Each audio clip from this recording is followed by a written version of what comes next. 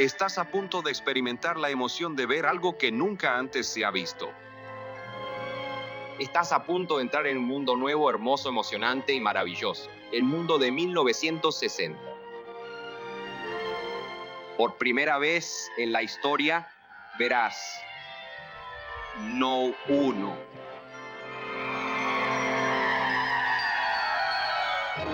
no dos, sino 3 tipos completamente nuevos de coches Ford para 1960. Un nuevo y maravilloso mundo de Ford.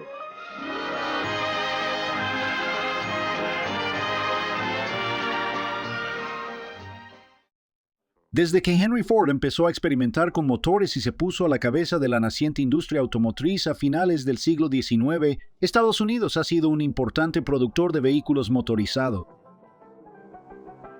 Su diseño no era muy sutil y los coches rara vez eran pequeños, pero Estados Unidos adoptó el automóvil más que cualquier otra nación, construyendo impresionantes carreteras para dar cabida al enorme número de máquinas. Estados Unidos abrazó el automóvil como si fuera un dios sobre ruedas, se puso al volante y pronto pareció que ya nadie caminaba a ninguna parte. La movilidad personal significaba que la gente podía estar donde quisiera en cuestión de minutos, así que se mudaron más lejos y las ciudades se convirtieron en extensas conurbaciones que abarcaban cientos de kilómetros cuadrados.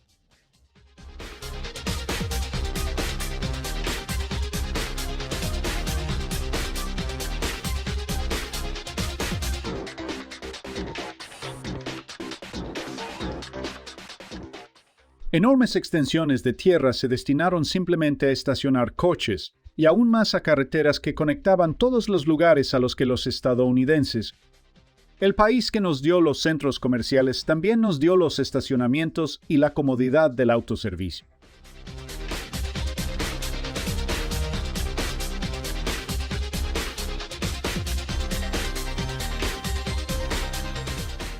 Surgió toda una nueva cultura centrada en el automóvil y parecía que casi cualquier cosa podía hacerse en un coche, incluso salir a cenar.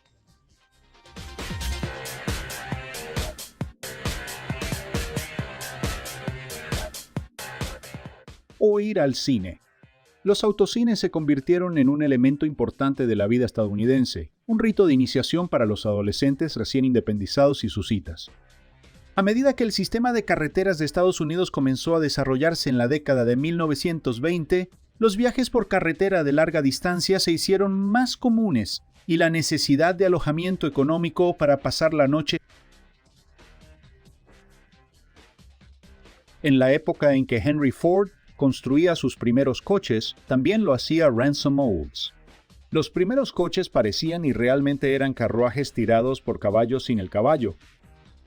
General Motors compró Oldsmobile en 1908 y durante sus 107 años de historia la empresa produjo 35 millones de coches. Cuando GM la eliminó, Oldsmobile era la marca de automóviles estadounidense más antigua que sobrevivía y una de las más antiguas del mundo después de Daimler y Peugeot. Pero es Henry Ford a quien el mundo conoce como el padre del automovilismo estadounidense. En sus últimos años sacaba una réplica de su primer coche, el Quadricycle, y paseaba con su esposa Clara por su finca Fair Lane.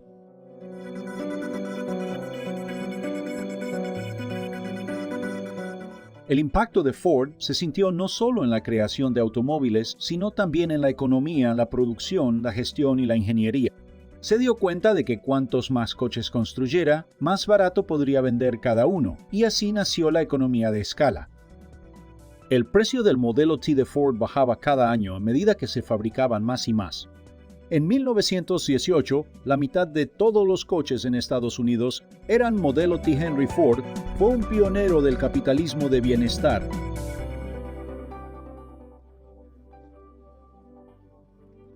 Necesitaba reducir la alta rotación de trabajadores y la eficiencia significaba contratar y retener a los mejores. Así que Ford anunció un programa de $5 al día en 1914, más que duplicando el salario mínimo diario para los trabajadores que calificaban.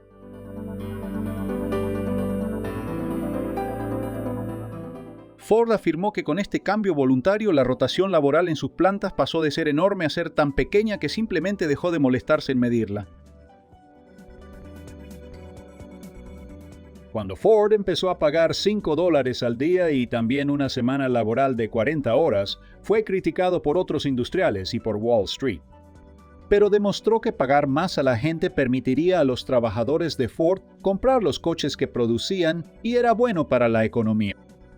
Al reunir las piezas en una línea de montaje móvil y simplificar el trabajo para no necesitar artesanos especializados, Ford pudo construir cientos de coches al día.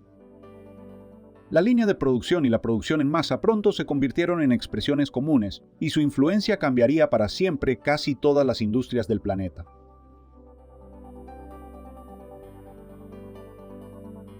Un paseo familiar en coche los domingos por la tarde se convirtió en un pasatiempo nacional.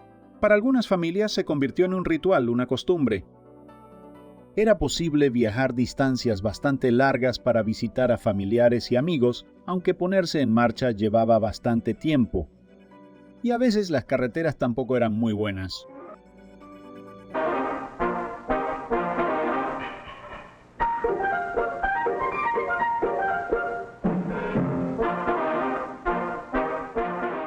El enorme volumen de tráfico en los primeros días hizo que muchas carreteras existentes se volvieran intransitables casi tan pronto como empezó. Los gobiernos locales, estatales y federales se vieron obligados a invertir fuertemente en la construcción de una red de carreteras capaz, una tarea interminable que parece destinada a durar mientras se sigan conduciendo coches. Los vehículos más grandes solo empeoraban las cosas, incluso si se empleaban en el propio proceso de construcción. La Primera Guerra Mundial fue el primer gran conflicto en el que los vehículos de gasolina desempeñaron un papel importante.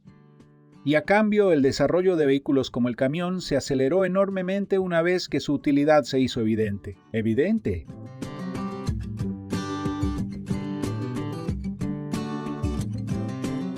Se diseñaron máquinas de construcción de carreteras más grandes y complejas que hacían el trabajo de 10 o incluso 100 hombres. Se desarrollaron carreteras de superficie dura, que no se convertían en lodazales cuando llovía y no se volvían duras como piedras y polvorientas con el calor del verano. A lo largo de los siglos se han desarrollado diversos sistemas para reducir la erosión, el empantanamiento y el polvo en las ciudades, incluyendo los adoquines e incluso el macadán alquitranado se aplicó a las carreteras a finales del siglo XIX en ciudades como París. El asfalto fue patentado por Edgar Purnell Hulley en 1901 y es una mezcla de alquitrán y áridos como grava de granito, compactada con un rodillo. Añadiendo pequeñas cantidades de cemento Portland, resina y brea se modificaba el alquitrán. Otras carreteras se pavimentaron con concreto, pero en las de alta velocidad, algunas superficies ofrecían mejor agarre en mojado o seco que otras, mientras que las temperaturas extremas. Al aumentar la producción de petróleo, un subproducto llamado asfalto empezó a estar disponible en grandes cantidades y sustituyó al alquitrán gracias a su menor. Las carreteras unieron aldeas, pueblos y ciudades en todas direcciones a lo largo y ancho de Estados Unidos. El automóvil, y en concreto el Ford Modelo T, no solo tenía que ver con la movilidad personal, traía la compra a casa, llevaba al médico a domicilio y toda una nueva industria de mecánicos, servicios, talleres, suministros de gasolina y aceite creció para proporcionar los recursos vitales que necesitaba el automóvil. Por primera vez, los estadounidenses podían viajar a más de unos pocos kilómetros de casa a bajo costo. Pudieron recorrer y explorar su propio país en sus propios autos. Pudieron visitar los grandes parques nacionales reservados para el pueblo, pero a los que pocas personas habían podido llegar o explorar. La escapada de fin de semana, el tiro, la pesca y la caza, o simplemente una excursión de un día al campo con la familia, se convirtió no solo en una posibilidad, sino en una realidad. Y el vehículo utilizado para estos momentos idílicos era inevitablemente un Ford Modelo T. La gente hacía bromas sobre ellos, pero en los 19 años que estuvo en producción, se construyeron más de 15 millones de Tin Lease, un récord que el Volkswagen Escarabajo tardaría 27 años en superar 45 años. Otra marca estadounidense famosa que ha visto 3 siglos es Buick, que fabricó un auto cerrado años antes que Ford. Buick era el pilar de lo que se convertiría en General Motors. A pesar de su historia y superioridad técnica de hace un siglo, Buick estuvo a punto de desaparecer en la desastrosa primera década del siglo XXI. Pero por supuesto, el automóvil ha desempeñado desde el principio un papel fundamental en esa otra predilección del público estadounidense. El cine.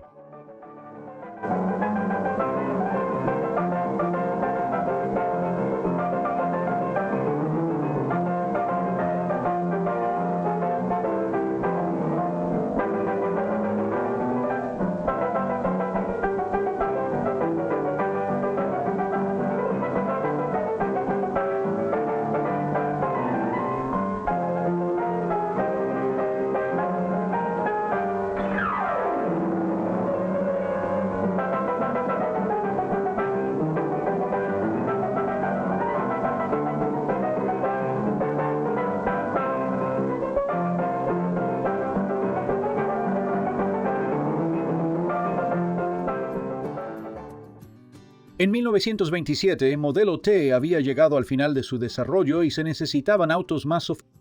Así que el propio Henry Ford encargó el primero del nuevo Modelo A. A diferencia del Modelo T, que solo estaba disponible en negro, el Modelo A se vendía en 4 colores, pero no en negro.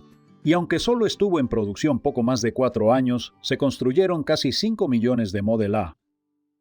Ford no era solo un ingeniero visionario y un empresario. También tenía buen ojo para la promoción y a lo largo de los años se encargó de marcar los hitos de su empresa, siempre con una réplica de un cuadriciclo a mano. Lamentablemente, el cuadriciclo original, el primer Ford, tuvo que venderse para financiar lo que vino después y se perdió en el camino de la historia.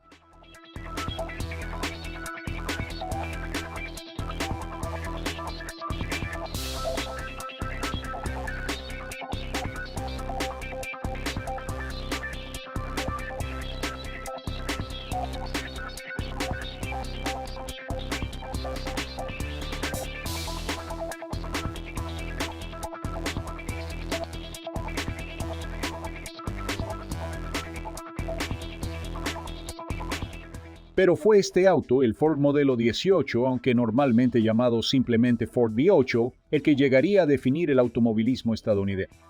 Las variaciones del motor de 8 cilindros se harían casi universales en la industria automotriz estadounidense. Los grandes motores rugientes se convertirían en la base de generaciones de autos, millones de vehículos y una obsesión nacional por lo que se conocería como muscle cars. El Sr. Ford estuvo presente cuando los V8 número 1 millón y 3 millones salieron por la puerta de la fábrica.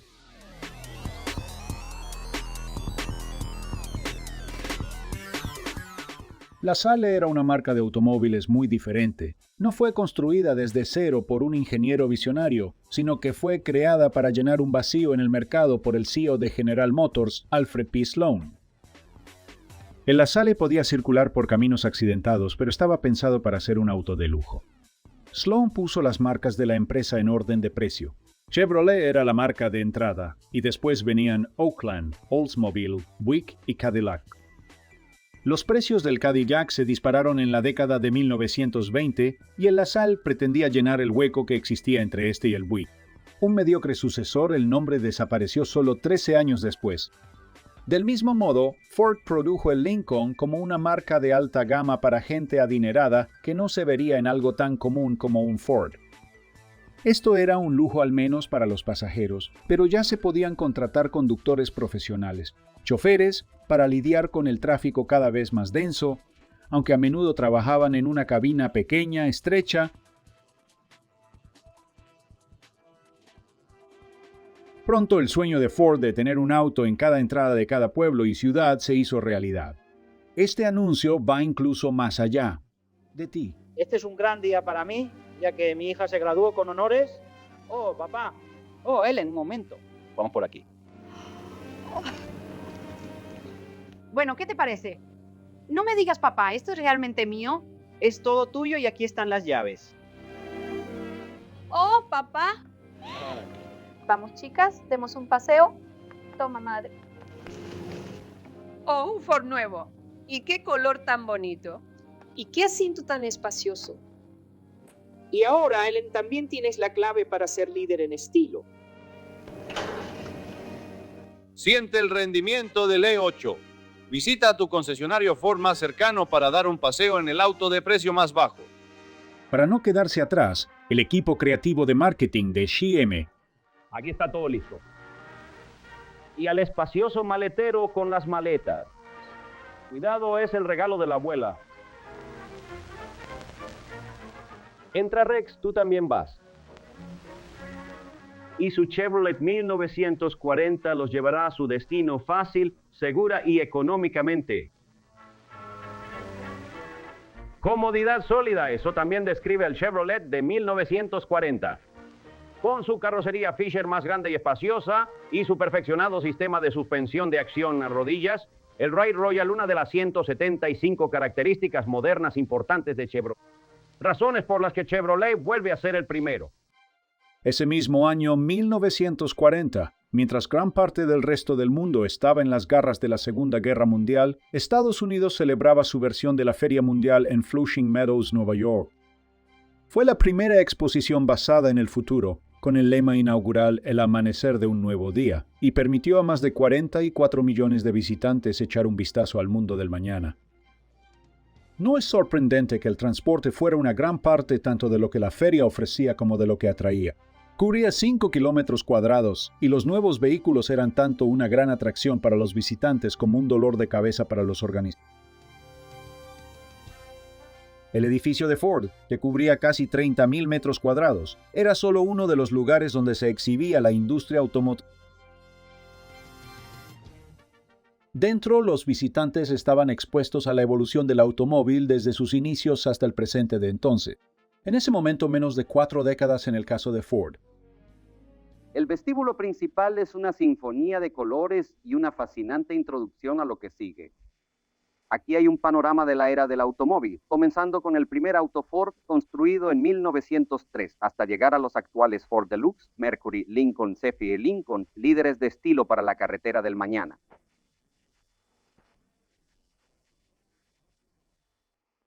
La pieza central era el ciclo de producción de Ford, una plataforma giratoria de 30 metros que pesaba más de 150 toneladas y flotaba en más de 70.000 litros de agua.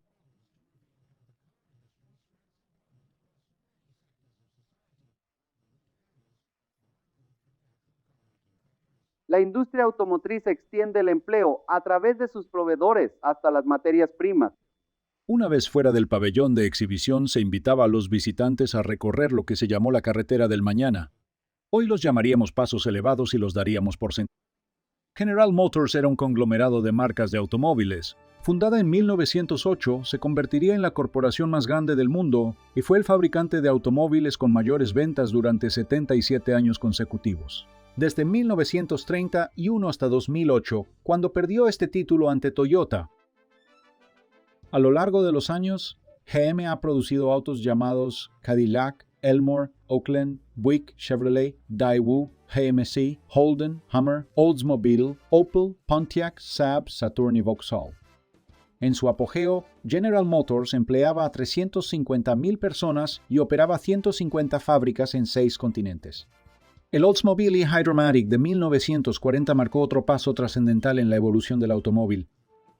Fue el primer auto de producción masiva equipado con una caja de cambios automática. Cadillac comenzó a trabajar en una transmisión sin cambios en 1932, pero Oldsmobile introdujo la Hydra-Matic porque producía más autos que Cadillac en ese momento, y para proteger la reputación de Cadillac si el mercado rechazaba la nueva transmisión.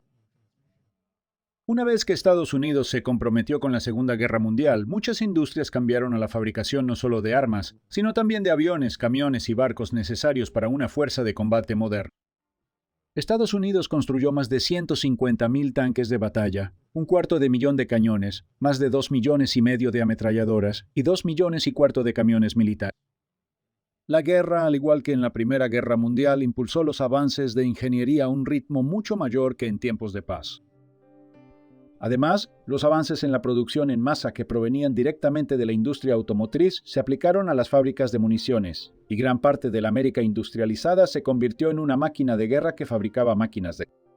Estados Unidos también construyó más de 300.000 aviones militares, y la magia de Henry Ford también actuó aquí. El bombardero pesado B-24 Liberator fue el avión estadounidense más producido en la historia, con más de 18.000 unidades. Ford abrió Willow Run, la fábrica más grande del mundo fuera de la URSS, en agosto de 1942. Allí, en la línea de ensamblaje más grande del mundo, se construían 428 B-24 al mes. El ejército pidió a 135 empresas prototipos funcionales de un vehículo de reconocimiento con tracción en las 4 ruedas, fijando un plazo de solo 49 días. Trabajando sin cobrar, el diseñador independiente Karl Probst elaboró los planos del prototipo Bantam en 2 días, calculó el costo total del vehículo y presentó una oferta en 5 días, con planos incluidos. El ejército eligió a Willis Overland con Ford como segundo proveedor para construir lo que se conocería como el Jeep. Después de la guerra, miles de vehículos excedentes del ejército se esparcieron por todo el mundo, y los fines de semana, grupos de aficionados estadounidenses al Jeep llevaban sus pequeños. Estos guerreros de fin de semana se convirtieron en intrépidos corredores de montaña, ansiosos por poner a prueba sus Jeeps y a sí mismos en terrenos bastante difíciles. Sin ninguno de los dispositivos de seguridad de los autos actuales, los resistentes pasajeros salían volando, no solo de sus asientos, sino directamente fuera de los... Y cuando las cosas se ponían intensas, un periodo de enfriamiento no significaba sentarse a un lado, sino en medio de la acción. Mojado o embarrado no importaba. Con el Jeep de vuelta a lo clásico. Que marcharon. La reconstrucción de posguerra fue dura, pero en la década de 1950 la gente miraba hacia un futuro nuevo y brillante. Y la industria automotriz, nuevas fábricas y nuevos trabajadores producían autos que parecían hacerse cada vez más grandes. Por aquel entonces, los autos estadounidenses dejaron de ser relevantes para el resto del mundo y viceversa. Eran demasiado grandes para muchas ciudades y carreteras europeas y su estilo era demasiado ostentoso para países que aún se recuperaban de los efectos. En Detroit a nadie parecía importarle. Trabajaban duro para satisfacer la demanda local. En la década de 1950, la zona tenía el ingreso medio y la tasa de propiedad de vivienda más altos de todas las. 4 de cada 5 autos en el mundo se fabricaban en Estados Unidos, la mitad de ellos por GM. Ninguna otra empresa automotriz tenía el capital o los conocimientos necesarios. El principal rival de GM, Ford, tenía la mitad de su tamaño. Volkswagen, el mayor fabricante extranjero de automóviles, era un poco más grande que la filial alemana de GM, Opel, y solo tenía un modelo, el Escarabajo. Y Toyota ni siquiera estaba en el horizonte. En 1955 fabricó 23.000 autos en Japón, frente a los 4 millones fabricados por GM en Estados Unidos. Pero el volumen de autos que se fabricaban y vendían hizo que, a pesar de los millones gastados en mejorar las carreteras, los embotellamientos empezaran a reducir La solución de Estados Unidos fueron más y más carreteras cada vez más grandes que atravesaban el campo como gordas serpientes negras, uniendo casas y oficinas, escuelas, tiendas y fábricas. Las carreteras divididas con 4 o más carriles en cada sentido, antes consideradas más que suficientes, atraían a más viajeros y en pocos años se congestionarían hasta prácticamente paralizarse. Las grandes carreteras nuevas permitieron a los habitantes de las zonas periféricas desplazarse más fácilmente para encontrar. Los habitantes de las zonas rurales podían ahora trabajar en la industria, así como en las tierras que las granjas antes aisladas de sus mercados ahora podían llegar fácilmente en auto, ahorrando valiosas horas de... Gracias a la mejora del transporte, los escolares podían ir a escuelas más alejadas de sus casas que sus padres y abuelos. Las escuelas rurales de una sola aula y un solo maestro fueron sustituidas por grandes y modernas escuelas con equipos de profesores especializados. Esto supuso mayores retos para las mentes en desarrollo y los profesores, pero también mejores recursos. Los residentes de fuera de la ciudad también descubrieron que tener un auto significaba poder acceder a otro invento estadounidense, que probablemente no habría existido sin el automóvil, el centro comercial. Con muchas tiendas, todas en un mismo lugar conveniente y con acceso y estacionamiento cómodos justo afuera, surgió un nuevo método de compra que marcó el fin de los antiguos comercios. Lejos del ajetreo de los cambios provocados por el automóvil, General Motors organizaba una exposición anual de autos. De 1949 a 1960, y Uno Motorama intentó impulsar las ventas con exhibiciones de prototipos, autos conceptuales. Estos son algunos de los vehículos blindados, todos ellos autos hechos a mano, completos y funcionales que han sobrevivido más de medio siglo hasta nuestros días. El Buick XP 300 fue un ejercicio de diseño de 1950 y Honore procedía de su carácter experimental y de los 300 caballos de fuerza que entregaba su motor Boss 8.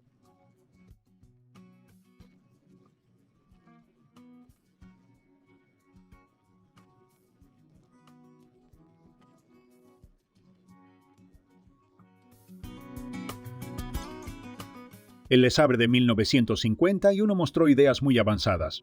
Hecho de aluminio y magnesio, contaba con una moderna caja de cambios automática, un techo autoelevable activado por la lluvia, un motor Kime 8 sobrealimentado de doble combustible, inyección y gatos hidráulicos incorporados.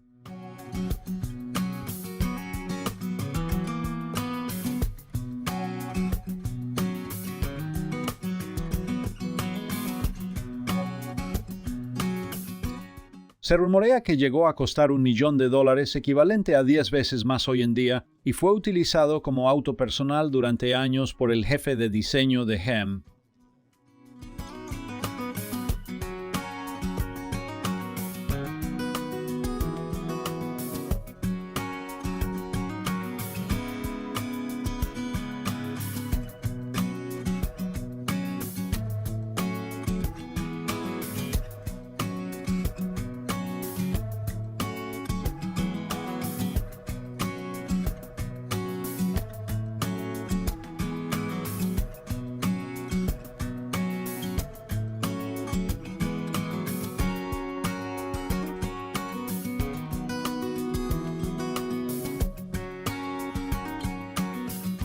Los motores de turbina experimentales de GM se instalaron en un vehículo de alas delta, con morro en punta y plástico reforzado con fibra de vidrio, el Firebird. 4 años después, en 1956, apareció el más refinado Firebird 2 de 4 plazas, que utilizaba la primera turbina de gas regenerativa, lo que permitía... El Firebird 3 se construyó en 1900. Era un coche de turbina para 2 pasajeros con un único control de palanca que reemplazaba el volante y los pedales. El Buick Centurion se presentó en el Salón del Automóvil de 1900. Su carrocería estaba hecha de fibra de vidrio y su cabina estaba inspirada en una aeronave. El techo de burbuja era más elegante que práctico, pero las aletas traseras ondulantes aparecerían en los coches de producción 3 años. Estaba equipado con un motor 8 de 325 caballos de fuerza y adelantado a su época por décadas. Una cámara de televisión mostraba lo que había detrás del coche en una pequeña... Al abrir las puertas, el asiento se deslizaba automáticamente hacia atrás para facilitar el acceso al interior de cuero rojo y metálico. El Buick Skylark se fabricó en 6 series de producción. Cada diseño variaba debido a los cambios en la tecnología y los gustos. Introducido para conmemorar el 50º aniversario de Buick, el Skylark fue uno de los 3 convertibles especiales producidos en 1900. De los 3, el Skylark tuvo la mayor producción, con 1.690 unidades. El jefe de diseño Harley O convenció a GM de que necesitaban un auto deportivo de 2 plazas porque los soldados que regresaban estaban trayendo MGs, Jaguars y Alfa Romeos. Con su equipo de proyectos especiales, Earl comenzó el proyecto Apollo en 1951. El resultado fue el prototipo Corvette X 122 hecho a mano, mostrado por primera vez en el Salón del Automóvil de 1953 en el Waldorf Astoria de Nueva York. La producción comenzó 6 meses después, con calefacción y radio como opciones de costo adicional. El Corvette se apresuró a producción para capitalizar la entusiasta reacción del público al auto conceptual, pero tenía poca potencia y el proyecto casi se cancela. El motor de 6 cilindros y la transmisión automática de 2 velocidades. El auto conceptual se usó como prototipo de prueba para el motor V8 que se instaló en 1000. Ahora se encuentra en un museo en Atlantic City. En contraste, los autos de mayor volumen de ventas eran un poco más ordinarios. Llegar a tu destino es un verdadero placer cuando conduces un Chevrolet, el auto más atractivo y con mejor manejo en el camino. Prueba un nuevo y elegante Townsville de 9 pasajeros. Ya sea para ir de compras o llevar a todos los niños de picnic, el Townsville cumple con todas tus necesidades. O súbete a un coupé deportivo Bel Air, largo, bajo, distintivo, verdaderamente Chevrolet en diseño y rendimiento. Te encantará la potencia del Chevy, tan emocionante de conducir como atractivo a la vista. Y qué fácil es manejar el nuevo Chevrolet, ya sea una dama pequeña o una gran camioneta familiar, cómo toma las curvas con suavidad en un camino accidentado. La identidad de Cadillac como un icono automotriz estadounidense era inconfundible para 1950. Los autos celebraban la buena vida con un estilo voluptuoso y amplios adornos cromados, respaldados por una auténtica creatividad en ingeniería. Llegando a la estratosfera del lujo estaba el Cadillac Eldorado Brougham de 1957, con un precio de $13.074. Uno de los Cadillacs más interesantes de los años 50, esta elegante berlina sin pilares presentaba puertas de apertura central y un techo de acero inoxidable cepillado, uno de los toques favoritos de Harley, mientras que los faros cuádruples están. El Chevy del 57 estaba disponible en 3 modelos, el lujoso Bel Air, el 210 de gama media y el 150, en versiones de 2 puertas, familiar y convertible. La imagen del auto se utiliza a menudo en juguetes, gráficos, música, películas y televisión, como típica de los autos estadounidenses de los años 50. Para el 57, Chevrolet implementó una serie de cambios que aumentaron el costo del auto. Estos incluían un nuevo tablero y conductos de aire en los alojamientos de los faros, lo que resultó en los distintivos faros cromados que ayudaron a hacer del Chevy 57 un clásico. Las ruedas de 14 pulgadas le daban al auto una postura más baja y una parrilla ancha lo hacía lucir más. Las famosas aletas traseras del Chevy 57 duplicaban el aspecto ancho. El Chevrolet Impala se convirtió en el auto más vendido en los Estados Unidos, cuando los modelos grandes dominaban el mercado, compitiendo contra el Ford Galaxy 500 y el Plymouth Fury. El Impala se introdujo en 1958 como un nuevo paquete deportivo de gama alta creado para los coupés y convertibles Bel Air. Exclusivas del modelo eran las 6 luces traseras que lo distinguían de los modelos más económicos. Este estilo clásico se convertiría en su sello distintivo. De 1958 a 1965 fue el modelo de pasajeros más caro de Chevrolet. El Cadillac Eldorado formó parte de la línea Cadillac desde 1953 hasta 2002, la más larga serie de autos de lujo estadounidense. Los modelos Eldorado siempre estuvieron cerca de la cima de la línea Cadillac y se encontraban entre los vehículos con el estilo más extravagante de su época. El Eldorado tenía su propio estilo trasero con aletas altas, delgadas y puntiagudas. Estas contrastaban con las gruesas aletas redondeadas comunes en la época, un ejemplo del Eldorado marcando el camino. Era un sedán de 4 puertas sin postes con puertas traseras de bisagras posteriores que costaba más que el Rolls-Royce Silver Cloud del mismo año.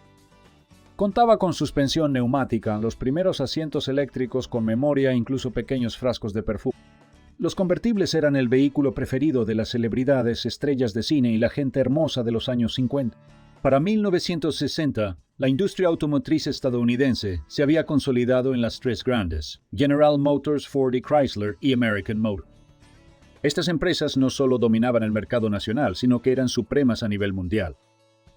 En 1960, las compañías estadounidenses fabricaban el 93% de los autos vendidos en Estados Unidos y el 48% de las ventas mundiales correspondían a filiales de propiedad estadounidense en países de todo.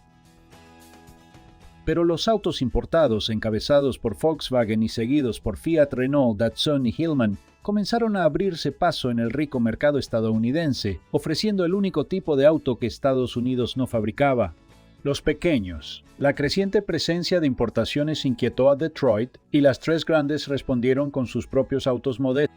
GM produjo el Corvair, Ford el Falcon y Chrysler el Valiant. Luego aumentaron la producción de los llamados muscle cars, modelos deportivos potentes y elegantes como el Mustang. En la forma de toda una vida, las mejores noticias de toda una vida en un mundo hermoso y maravilloso.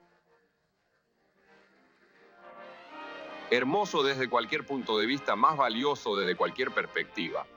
Los Ford de 1960 abren todo un nuevo mundo de estilo, elegancia y comodidad para las personas.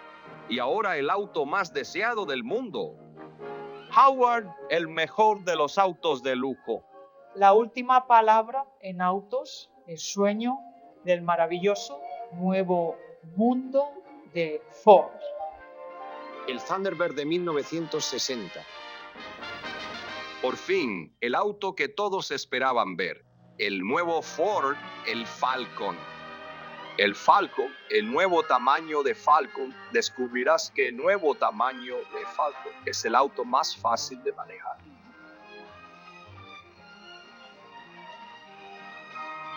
Aquí tienes comodidad total para 6 adultos en un auto que te dará hasta 30 millas por galón, un auto de nuevo tamaño con un precio de nuevo tamaño. Es el auto más fácil de poseer en el mundo, el Ford Falcon. Puedes ver estos autos en la sala de exhibición de tu concesionario Ford. el Falcon, el Thunderbird y los modelos de 1960. Una proporción perfecta para un hermoso auto.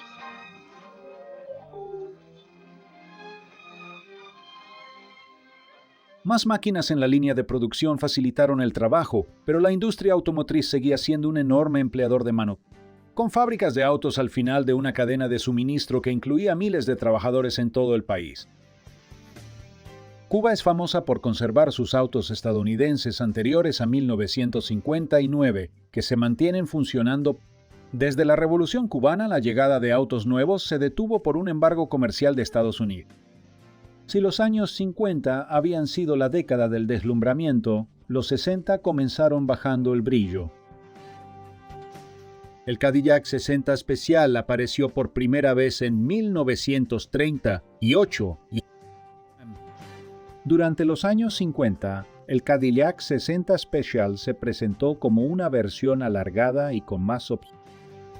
El motor de 6.4 litros proporcionaba 325 caballos.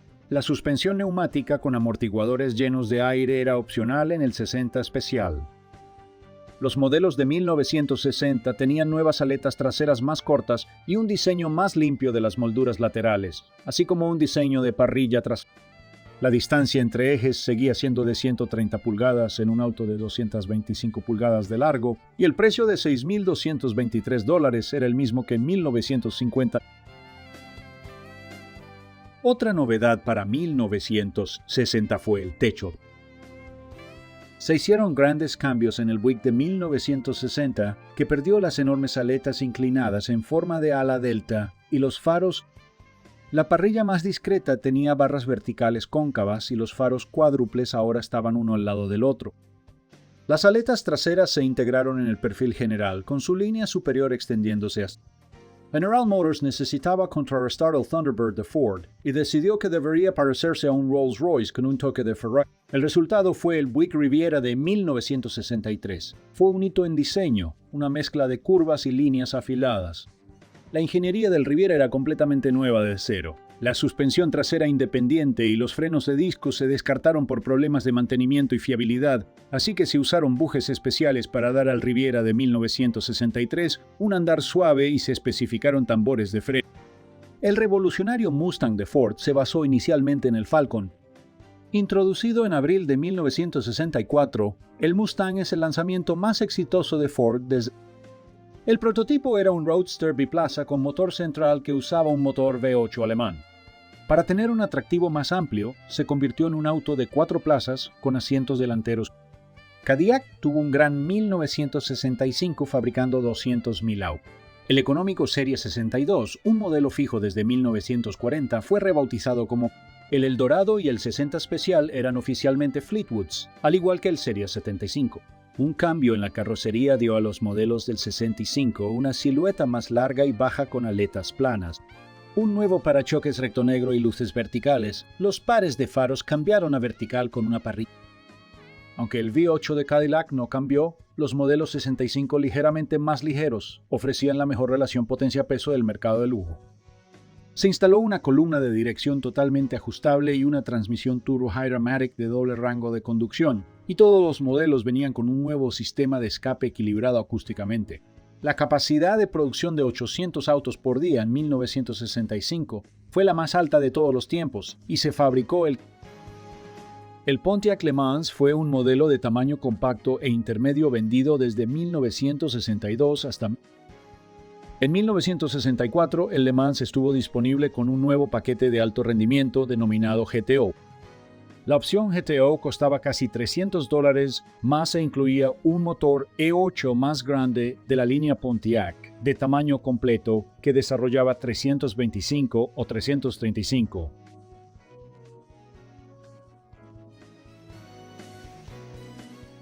A finales de los 60, el Pontiac GTO era el muscle car por excelencia. Disponible en versión coupé de 2 puertas o convertible.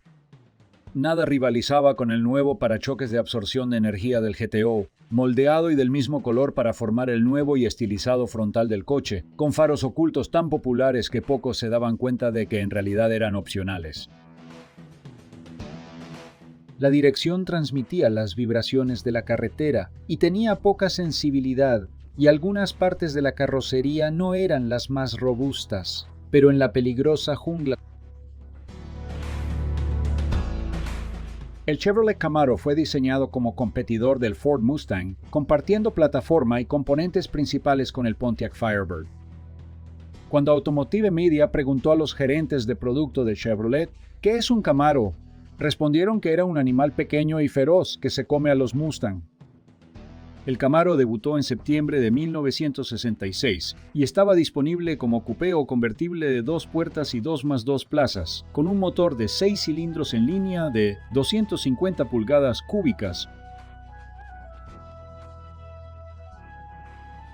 Una renovación de la carrocería original de 1967 creó un estilo único solo para esta temporada, que se mantuvo en el modelo de 1970, cuando problemas de producción retrasaron el rediseño de la siguiente.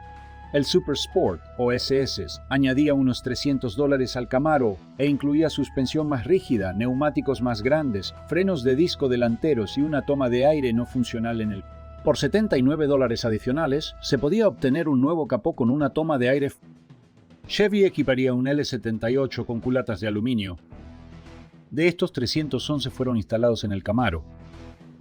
Chevy trabajó para mejorar la suspensión trasera del Camaro de bloque grande, pero el 396 tenía tanto peso sobre el morro que los ejes traseros.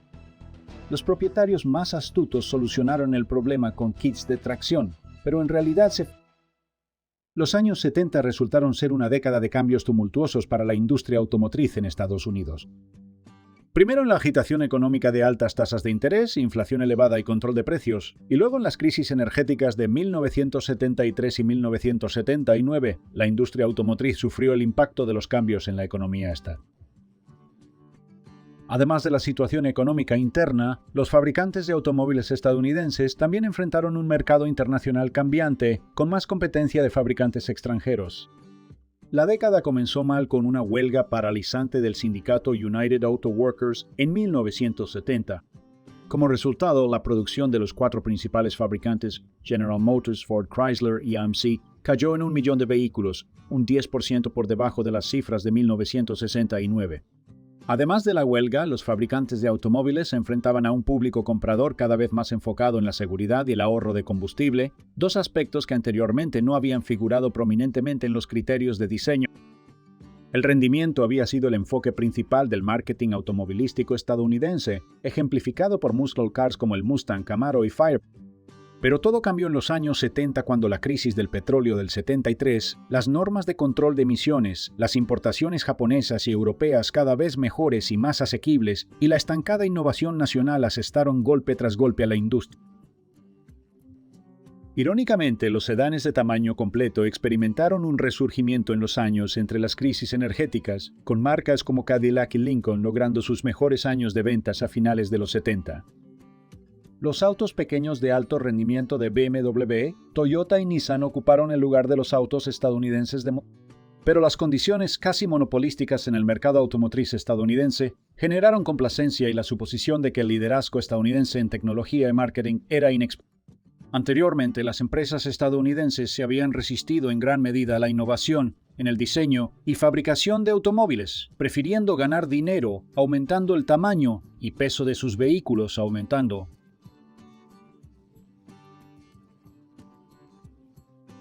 Fueron los fabricantes europeos quienes desarrollaron los frenos de disco, la dirección de piñón y cremallera, y los motores diésel, y tomaron la delantera en la construcción de vehículos. Y las técnicas de producción en masa de las que tanto dependía la industria estadounidense ahogaban la innovación, porque resultaba muy costoso introducir modelos fundamentalmente nuevos. A raíz de 2 crisis petroleras, las importaciones de autos japoneses a Estados Unidos se dispararon en los años 80, para consternación tanto de las empresas estadounidenses como de los sindicatos de trabajadores, capturando casi un cuarto del mercado estadounidense. Y cuando los fabricantes de automóviles estadounidenses presionaron al gobierno para limitar las importaciones de Japón, Toyota y Nissan comenzaron a construir plantas automotrices en Para 2005, estas fábricas japonesas en suelo estadounidense producirían 4 millones de autos al año, un cuarto de la producción estadounidense, y más que. Las empresas automotrices estadounidenses intentaron y fracasaron en. Si los años 80 fueron una década de miedo, los 90 representaron un falso amanecer. Con el petróleo de vuelta a $18 por barril, las empresas estadounidenses pensaron que tenían la respuesta a la amenaza japonesa. Al igual que los camiones, los SUV disfrutaban de un arancel de importación del 25% y escapaban a las regulaciones gubernamentales para Las ventas de SUV se dispararon de 1 a 4 millones, con el 60% de las ventas de las tres grandes y casi todas sus ganancias provenientes de los. Pero al subir los precios del combustible, las ventas de SUV se desplomaron y volvió a aumentar la demanda. Pero Detroit no tenía nada que ofrecer.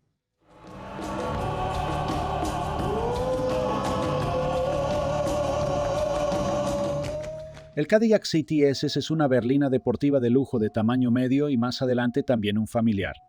Lanzado en 2002, se le atribuye el mérito de revitalizar la marca Cadillac. Marcó el regreso a los coches de tracción trasera y fue el primer Cadillac que se ofrecía con transmisión manual desde 1988. Las ventas mejoraron notablemente respecto a sus predecesores y el CTS recibió el premio al auto del año en Norteamérica en 2002. Quizás demostrando que la poesía y el movimiento no eran un arte muerto en América, el prototipo Chevrolet CS se presentó en 2003, pero nunca se aprobó su producción oficial.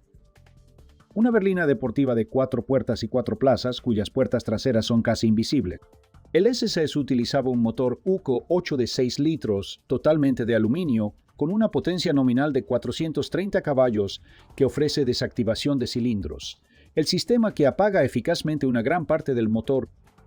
El sistema ahorra algo de combustible, pero reduce considerablemente las emisiones. La suspensión fijada al chasis de aluminio del SS se ajustó en función del rendimiento más que del confort y acentuó sus características deportivas. El chasis incorpora amortiguadores ajustables por el conductor para modificar. El conductor del SS podría ajustar el chasis para una configuración más suave durante la semana y obtener más rendimiento. Los imponentes pasos de rueda alojan llantas de aluminio de 21 pulgadas delante y 22 pulgadas detrás, y el SS también incluye rejillas laterales, escape doble en la fascia y paneles de. El diseño es una mezcla de estilos y elementos estéticos tanto de los deportivos modernos como de los muscle cars del apogeo de la industria auto.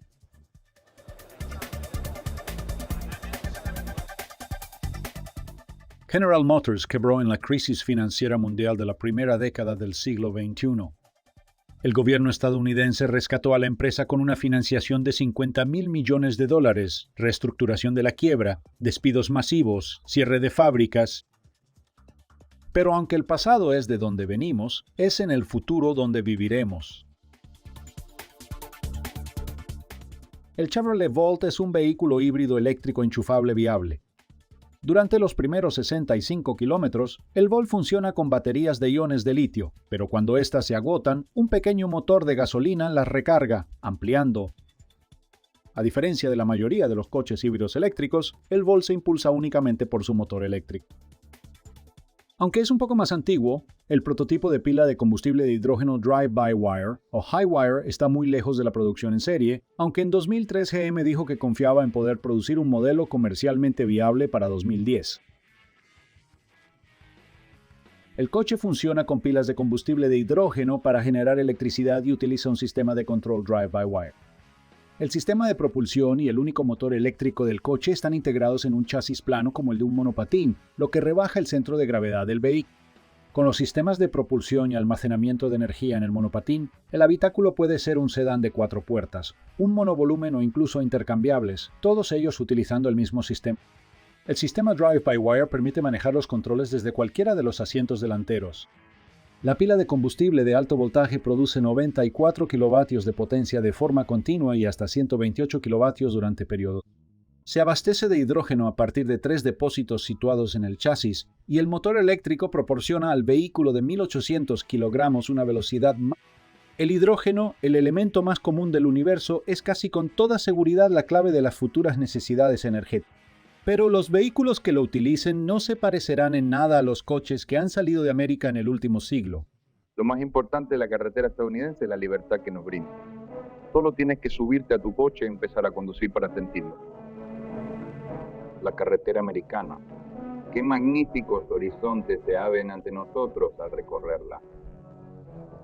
Hemos recorrido un largo camino desde el cuadriciclo y el modelo T.